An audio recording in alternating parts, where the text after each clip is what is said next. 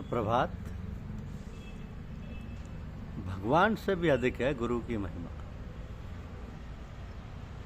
ये हमारी आज की आध्यात्मिक चर्चा का विषय। भगवान से भी अधिक है गुरु की महिमा।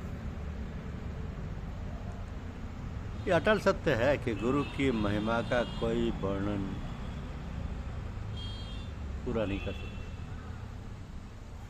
गुरु की महिमा भगवान से भी अधिक है। इसलिए महात्मा कबीर ने गुरु की महिमा में कहा है कि गुरु गोविंद दो खड़े काके लागू पाए, भले हरि गुरु आपने गोविंद दिया। सदगुरु ने गोविंद का पता बता दिया, सामने लाकर खड़ा कर दिया, तब गुरु की बलिहारी हो। इसलिए अकेले खड़े मार्गदर्शन से रहित गुरु की महिमा नहीं। महिमा उसी गुरु की है जिसके साथ गोविंद खड़े हैं। अब जिसने भगवान की प्राप्ति करा दी है, गोविंद दियो बताए। वास्तव में आज के समय में गुरु महिमा प्रचार करने के लिए नहीं, बल्कि गुरु धारण करने के लिए, अपने आप को तोलने की है कि क्या हम शिष्य बनने लायक हैं या नहीं। गुरु की महिमा वास्तव में शिष्य की दृष्टि से है। दूसरी ओर गुरु की दृष्टि ये होती है कि जो वास्तविक तत्व है उसकी ओर शिष्य को लगा देना, अर्थात शिष्य को उसके वास्तविक स्वरूप का बोध करा देना। किंतु जिस साधक के भीतर स्वयं गुरु बनने की इच्छा होती है, उससे दूसरों का भला नहीं हो सकता। इसलिए गुरु सत्ता का निषेध नहीं, बल्कि उस पाखंडवाद का निषेध करना है जिसमें स्वयं ही कोई गुरु बनकर अपनी पूजा करवाता हो। गुरु तत्व का निषेध तो कभी भी कोई भी नहीं कर सकता। विद्यादाता गुरु सबसे बढ़कर है। माता पिता तो शरीर के जन्मदाता हैं, तो वे भी पहले गुरु होने के नाते पूजनीय है। परंतु सदगुरु का दिया हुआ ज्ञान रूपी द्वितीय जन्म अजर अमर होता है, क्योंकि तत्व ज्ञान कभी पुराना नहीं होता। तो गीता के 4 अध्याय के पहले श्लोक में भी भगवान ने अर्जुन से कहा है कि इमं विवस्वते योगम प्रोक्तवान हम्बेयम, अर्थात यही ज्ञान बहुत पहले मैंने सूर्य को दिया था, जो अब तुम्हें दे रहा हूँ। यह भी सच है कि पृथ्वी भर में ऐसा कोई द्रव्य अर्थात धन संपत्ति है ही नहीं जिससे गुरुदेव के दिए हुए एक अक्षर सत्य ज्ञान का ऋण चुकाया जा सके। जहाँ सच्चे गुरु की निंदा होती है, वहाँ शिष्य अपने दोनों कानों को बंद कर ले या वहाँ से उठकर कहीं अन्यत्र चला जाए। दूसरी ओर जो शिष्य स्वयं अपने गुरु की निंदा करता है, वह मरने के बाद नीच योनि को प्राप्त होता है, ऐसा शास्त्र वचन।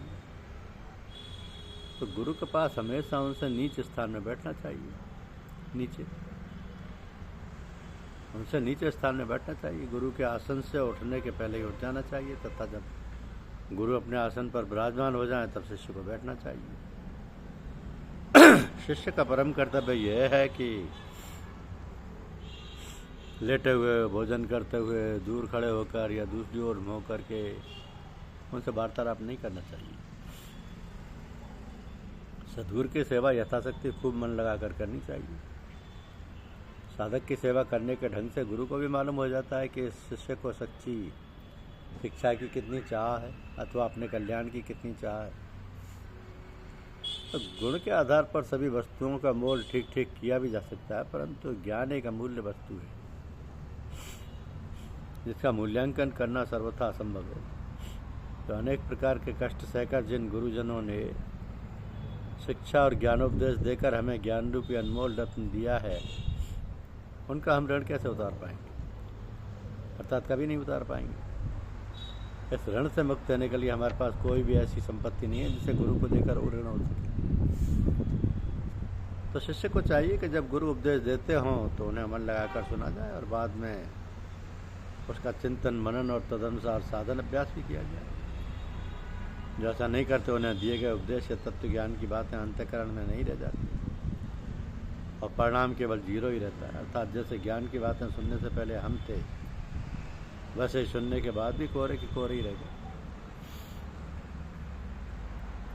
गुरु के आदेश की अवज्ञा करना शिष्य को उचित है,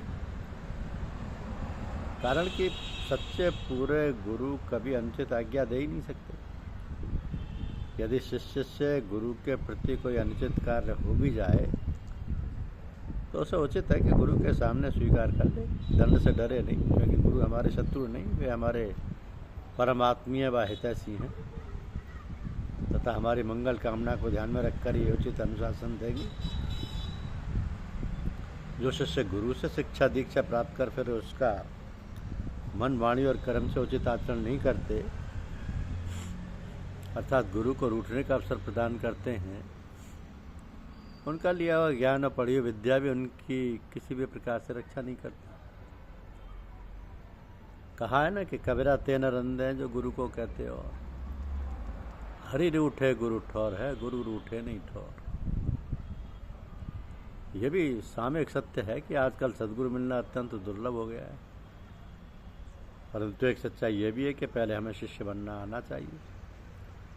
जब तक सद्गुरु प्राप्ति की खोज पूरी ना हो तब तक भगवान श्री कृष्ण को ही गुरु मानकर श्री कृष्णम वंदे जगत गुरु उनके बताए हुए श्रीमद् भगवद गीता जी के सिद्धांत करिष्ये वचनम तब पर चलने का प्रयत्न करते रहना चाहिए। तब संयोग होगा, जब संयोग होगा तब भगवान की कृपा करके हमें सच्चे पूरे गुरु से अवश्य मिलवा देंगे। मानस में लिखा है ना कि बिनु हर कृपा मिले ही नहीं संता, बिनु हर कृपा मिले ही नहीं संता। ये तो अटल सत्य है कि गुरु की महिमा अवर्णनीय है। अज्ञान तिमिरांधस्य ज्ञानांजन शलाक्य चक्षुरुन्मीलितं येन तस्मै श्री गुरुवे नमः। तो गुरु की महिमा तो भगवान से भी अधिक है, उसका वर्णन नहीं किया जा सकता। धन्यवाद। यूट्यूब चैनल को लाइक और सब्सक्राइब अवश्य कीजिए। शुक्रिया।